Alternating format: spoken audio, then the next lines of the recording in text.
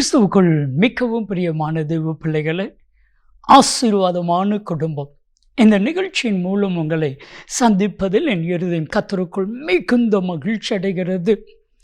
இன்றைக்கும் கர்த்தர் உங்களையும் உங்கள் குடும்பங்களையும் ஆசீர்வதிப்பாராக. இன்றைக்கும் திருவள்ளுவர் பகுதியில் இருக்கிற அன்பு சகோதரர் மோகன் அவங்களுடைய குடும்பத்திற்காக ஜெபிக்க போகிறோம்.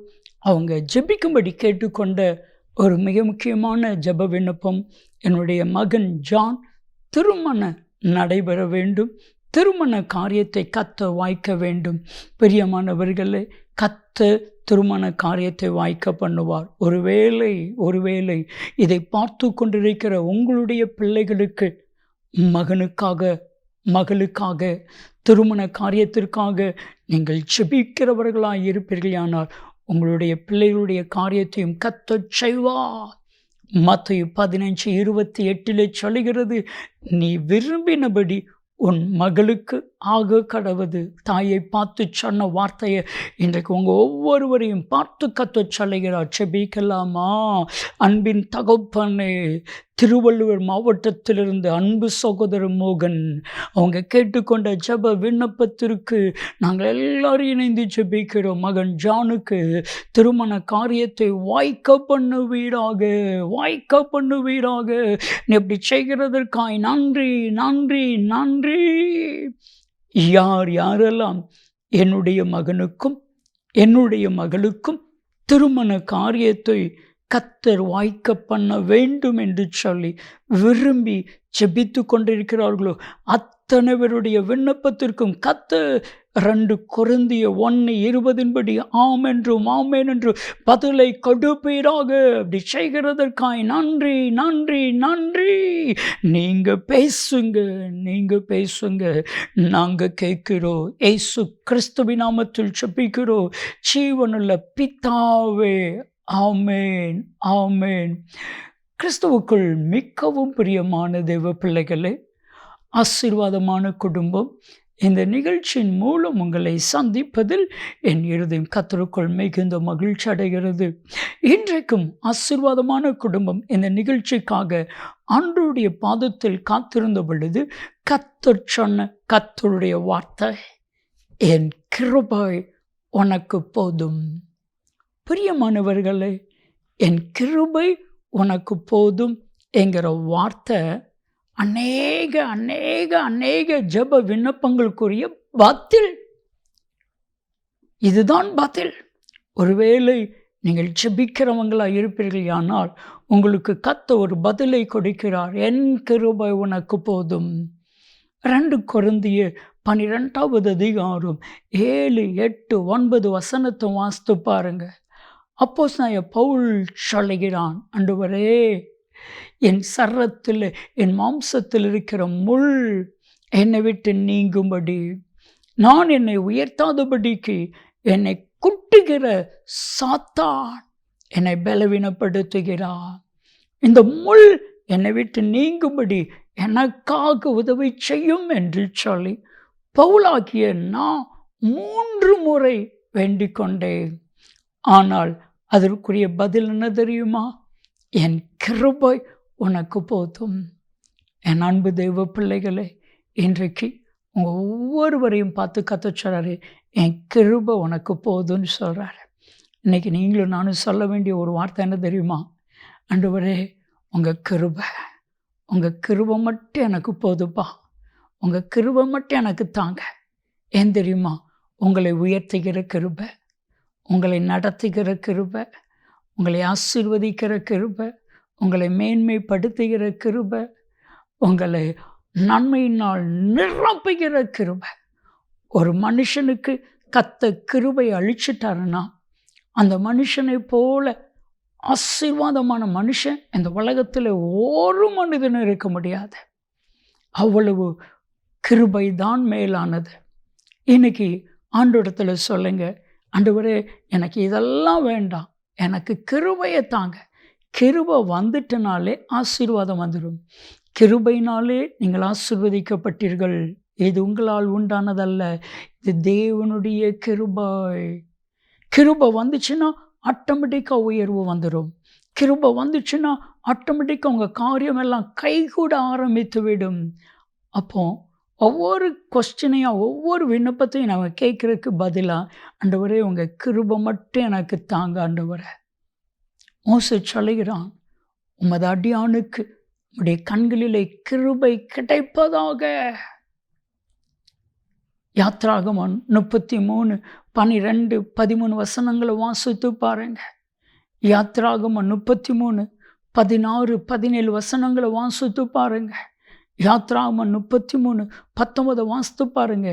எவன் மேல் கிருபையாயிருப்பேனோ அவன் மேல் கிருபையாயிருப்பேன். ஆண்டவர் எல்லாருக்கும் கிருபை அருளி செய்கிறாரா? அதுதான் இல்லை. நீங்கள் யோசிக்க வேண்டிய காரியம் அதுதான் இல்லை. எல்லாருக்கும் கத்த கிருபை அருளி செய்கிறது இல்லை. ஒரு சின்ன உதாரணம் சொல்கிறேன்.